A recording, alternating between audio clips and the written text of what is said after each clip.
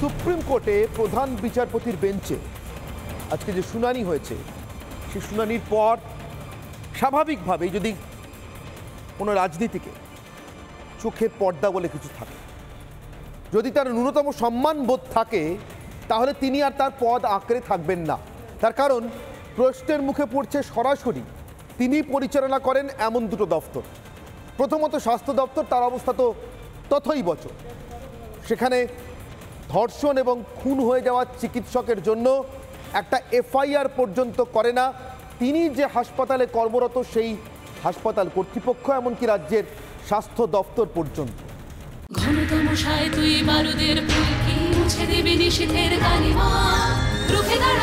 একজন মা হয়ে বলছি, সফল জীবনের জন্য যেমন চাই মজবুত হয়ে ওঠা শিক্ষা, মজবুত চুলের জন্য তেমনই চাই Alopex long and strong hair oil. এরপর পুলিশ তারা এমন তদন্ত করেছে যা ৩০ বছরের বিচারপতি জীবনে, জুডিশিয়াল কেরিয়ারে, অর্থাৎ বিচার বিভাগীয় ব্যবস্থার সঙ্গে একজন বিচারপতি যতদিন যুক্ত রয়েছেন, মনে রাখতে হবে তিনি আইনজীবী হিসেবেও এর আগে কাজ করে এসছেন। আমাদের দেশের বিচার ব্যবস্থার নিয়মটাই এমন যে আইনজীবী হিসেবে কাজ না করলে কোনোভাবেই একেবারে নিম্ন আদালত থেকে দেশের উচ্চতর আদালত পর্যন্ত সরাসরি বিচারপতি হিসেবে নিয়োগ পাওয়া প্রায় যায় না বললেই চলে। হেন একজন বিচারপতি, প্রধান বিচারপতি ডিভিশন বেঞ্চে যিনি অন্যতম বিচারপতি, তিনি বলছেন তিনি তার দীর্ঘ ৩০ বছরের এই বিচার বিভাগীয় জীবনে পুলিশের এমন তদন্ত দেখেননি। টাইম লাইন ধরে ধরে, অর্থাৎ কখন ধর্ষণ হলো, কখন খুন হলো, কখন সেটা জানা গেল, প্রথম কখন অচেতন অবস্থায় একটি দেহ আবিষ্কার হলো এবং তারপর সে দেহটি মৃতদেহ বলে শনাক্ত করা গেল, কার মৃতদেহ বলে শনাক্ত করা গেল, তারপর সেটাকে পোস্টমর্টেমের জন্য কখন পাঠানো হলো, রিপোর্ট কখন পাওয়া গেল, ভিডিওগ্রাফি কখন হলো, অপ্রাকৃত মৃত্যুর একটি ঘটনা অর্থাৎ আনন্যাচারাল ডেথ বা অস্বাভাবিক মৃত্যুর একটি ঘটনা কখন নথিবদ্ধ হলো বা লিপিবদ্ধ হলো, কখন সেটা এফআইআর হিসেবে কনভার্ট হলো, আর মাঝখানে কখন প্রবল তৎপরতায় প্রথমে সংবাদ মাধ্যমকে ঢুকতে না দিয়ে তারপর চিকিৎসকদেরকে পর্যন্ত ধস্তাধস্তি করে ঠেলে সরিয়ে এবং যারা যে কোনো উপায়ে পুলিশের তথ্য প্রমাণ লোপাটের সবথেকে বড় বাধা হয়ে দাঁড়িয়েছিলেন, তথ্য প্রমাণ লোপাটি আজকের পর স্পষ্ট হয়ে গেছে, তাদেরকে প্রয়োজনে ধাক্কা মেরে ঠেলে, লাঠিচার্জটা একদম সামনাসামনি করা যায়নি কিন্তু যতটা সম্ভব শক্তি প্রয়োগ করে করা সম্ভব, সরিয়ে যত দ্রুত সম্ভব মৃতদেহটা দাহ করে দেওয়া হবে, যাতে ভবিষ্যতে আর কোনোভাবে আরেকবার পোস্টমর্টেমের কোনো সুযোগ না থাকে। এই সবটা আজকে খতিয়ে খতিয়ে খুঁটিয়ে খুঁটিয়ে বারবার এ রাজ্যের পক্ষে আইনজীবী হিসেবে দাঁড়ানো কপিল সিব্বলকে, রাজ্য সরকারের তরফ থেকে যে আইনজীবীদের দল ছিলেন তাদেরকে বারবার জানতে চেয়েছে প্রধান বিচারপতি ডিভিশন বেঞ্চ, আর বারবার তারা সন্তুষ্ট হতে পারেননি। শেষমেশ বলেই দিলেন যে এরপর একটু অভিজ্ঞ অফিসারকে পাঠাবেন, একটু দায়িত্বশীল অফিসারকে পাঠাবেন। আর কপিল সিব্বল আজকে কিসে ব্যস্ত ছিল জানেন? তিনি আজকে অভয়ার বিচার, তার খুনি এবং ধর্ষকদের গ্রেফতারের জন্য রাজ্য সরকার কি করেছে তার সাফাই দেওয়ার থেকেও বেশি ব্যস্ত ছিলেন আগামী দিনে রাজ্যে আন্দোলন কি করে ঠেকানো যায় তার জন্য যদি সুপ্রিম কোর্ট একটা গাইডলাইন দিয়ে দেয়। ঠিক শুনছেন, মামলাটা হয়েছে অভয়ার ধর্ষণ এবং খুন নিয়ে। মামলাটা হয়েছে অভয়ের মতো আরও হাজার হাজার মেয়ে যারা প্রত্যেক দিন এদেশে ডিউটি করেন, কর্তব্য করেন, শুধু সরকারি চাকরি করেন না, আপনার আমার জীবন বাঁচান আসলে ওই চাকরির বকলমে, তাদের পরবর্তী জীবনের সুরক্ষা নিয়ে, তাদের মধ্যে কেউ যাতে আর এমন কোনো আশঙ্কাতেও না পড়েন তার জন্য। সেখানে গিয়ে কপিল সিব্বল বলছেন দয়া করে আমাদের ভবিষ্যতের আন্দোলন থেকে বাঁচার একটা রাস্তা করে দিন। বোঝা যাচ্ছে এই সরকারের লক্ষ্যটা কী, এই সরকার আসলে কি চায়। এই সরকারের মুখ যতই মুখে বলুক আমরা বিচার চাই, ওটা মুখ না মুখোশ এতদিনে মানুষের সামনে তা স্পষ্ট, এদেশের সর্বোচ্চ আদালতের সামনে স্পষ্ট। এই সরকারের তিনটি ফলা। দীর্ঘদিন ধরে ১৩ বছর ধরে ক্ষমতায় আসার পর থেকে মমতা বন্দ্যোপাধ্যায়ের সরকার কার্যত এই রাজ্যে পুলিশ রাজ কায়েম করেছে।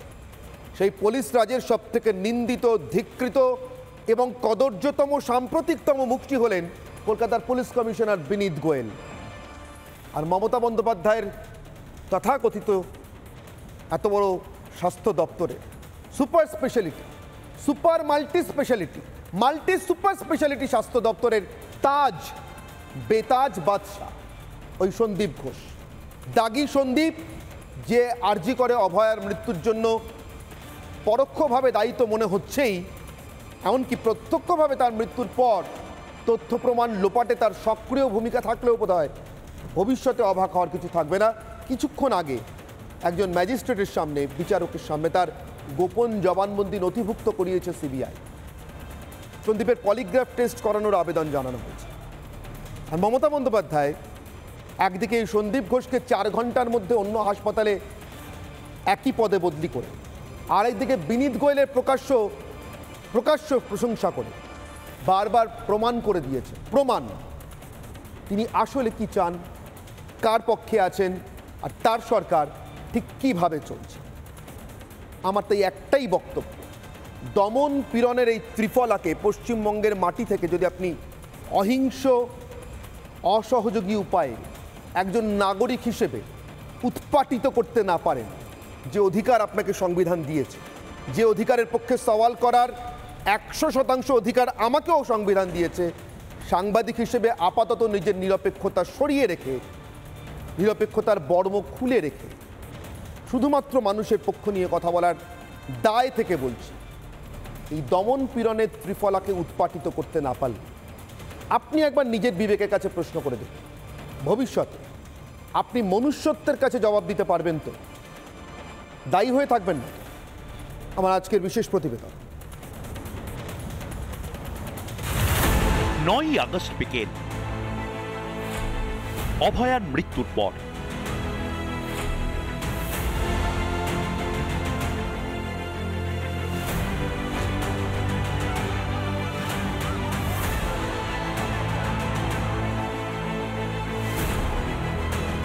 আগস্ট মধ্যরাত, চিতায় ইজ্জত, পাহারায় শাসক। দেহ পৌঁছানোর আগে শ্মশানে নির্মল ঘোষ নান্টু কাজ সাজিয়ে পানিহাটির শ্মশানে দাঁড়িয়ে আছে। এত তারা কিসের মমতা ব্যানার্জি? কি লুকাতে চেয়েছিলেন আপনি? 14ই আগস্ট, ধামাচাপা, অবিচার, আশ্বাস।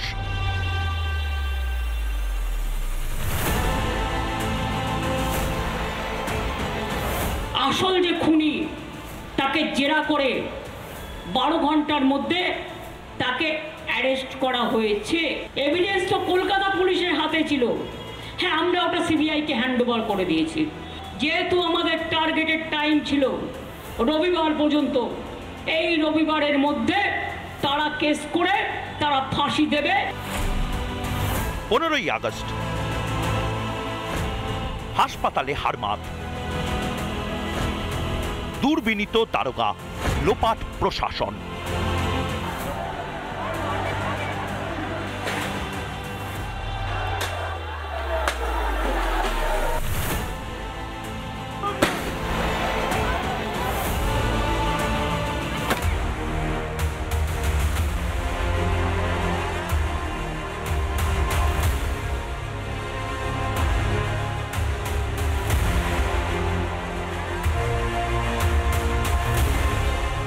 Men be arrested. ঠিক আছে, আপনাদের ইন্টেলিজেন্স ফেলিওর না এটা? you can call it intelligence failure if you say so.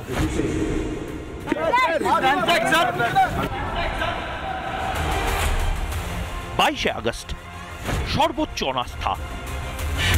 The procedure Yeah. which has been followed by your police, Yeah. police of the state, it is something which at least I have not come across in 30 years of my I know.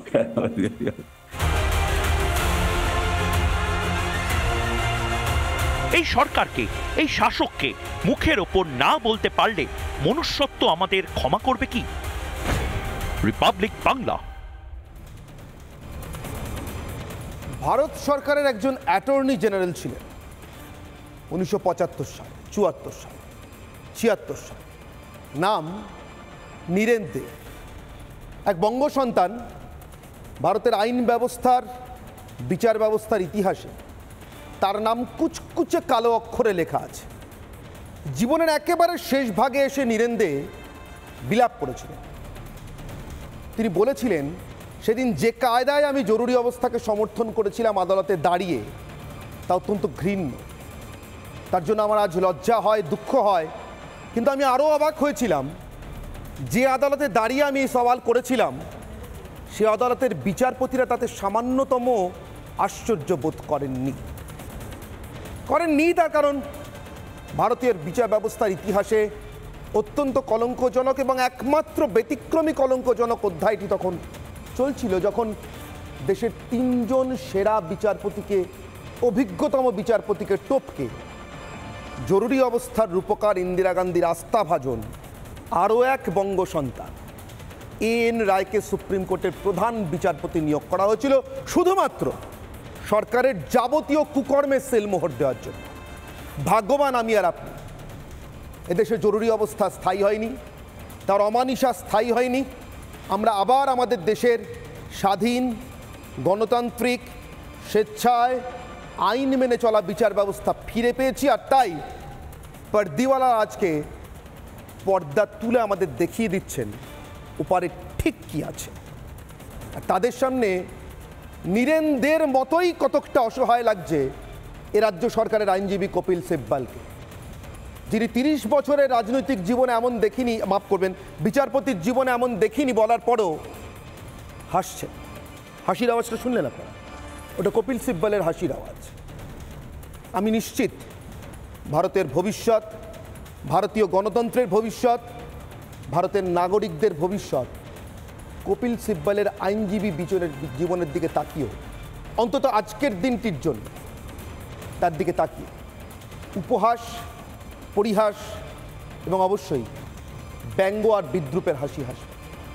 কিন্তু আমার কথায় ফিরে আসি, ত্রিফলার কথা বলছিলাম। এই ত্রিফলা থেকে মানুষকে মুক্তি দেওয়ার জন্য এই মুহূর্তে আপনার আমার সামনে সবথেকে বড় অস্ত্র, যা ভারতীয় বিচার ব্যবস্থা গত 40 বছর ধরে, 50 বছর ধরে দাঁড়িয়ে রয়েছে, নাগরিকের সামান্যতম অধিকারকেও কোনোভাবে শাসকের দ্বারা পদদলিত হতে দেবে না বলে। কিন্তু এমন এক শাসকের রাজত্বে আমরা বাস করি, যিনি সামান্যতম সুযোগে তার সর্বোচ্চ ক্ষমতা প্রয়োগ করে তার প্রশাসনের সব যন্ত্র দিয়ে আপনাকে, আমাকে, আমাদের সব অধিকারকে পদদলিত করতে দুবার ভাবেন না। আমার তাই একটাই প্রশ্ন, আজ একটা প্রশ্ন নিয়েই কথা হবে, বিতর্ক হবে। কোনো স্বীকৃত রাজনৈতিক দলের স্বীকৃত মুখপাত্রকে আমি আমার আজকের বিতর্কে ডাকি। একটু পরেই আপনাদের সঙ্গে তাদের পরিচয় করিয়ে দেব। তাদের নিশ্চিতভাবে রাজনৈতিক মত আছে, তারা কেউ হয়তো রাজনীতি করেনও সক্রিয়ভাবে, কিন্তু আমি তাদের প্রত্যেককে তাদের ব্যক্তি সত্তার জায়গা থেকে ডেকেছি। কারণ আমার আজকের বিবেচ্য প্রশ্ন, আমার আজকের বিতর্কের প্রশ্ন এটা। আজকের অগ্নিবাণ, মমতার বিরোধিতা এখন মনুষ্যত্বের কর্তব্য। আপনি যদি নিজেকে মানুষ বলে পরিচয় দিতে চান, ভবিষ্যতের কাছে আপনাকে মানুষ হিসেবে আপনার পরিচয়টা লিপিবদ্ধ করে রেখে যেতে চান, আজ থেকে 5000, 10,000 বছর পর যদি দুর্ভাগ্যক্রমে আমাদের এই সভ্যতার অবসান ঘটে, আপনার আমার ফসিল আবিষ্কৃত হয়, শুধু মেরুদণ্ড দেখে নয়, আমাদের আশপাশে পড়ে থাকা 2 টুকরো কাগজ, বই অথবা জীবনের ইতিহাস থেকে যেতে ভবিষ্যৎ প্রজন্ম চিহ্নিত করতে পারে আপনি, আমি মানুষ ছিলাম। তার জন্য আজ যে কোনো মূল্যে, যে কোনো উপায়ে রাজনীতির তোয়াক্কা না করে মমতা বন্দ্যোপাধ্যায় এবং তার এই ত্রিফলার উৎপাটন মনুষ্য কর্তব্য কিনা, একমাত্র কর্তব্য কিনা জানতে চাইব না। প্রত্যেকের নিজের নিজের জীবনে কর্তব্যের প্রায়োরিটি থাকে, কিন্তু অন্যতম কর্তব্য কি?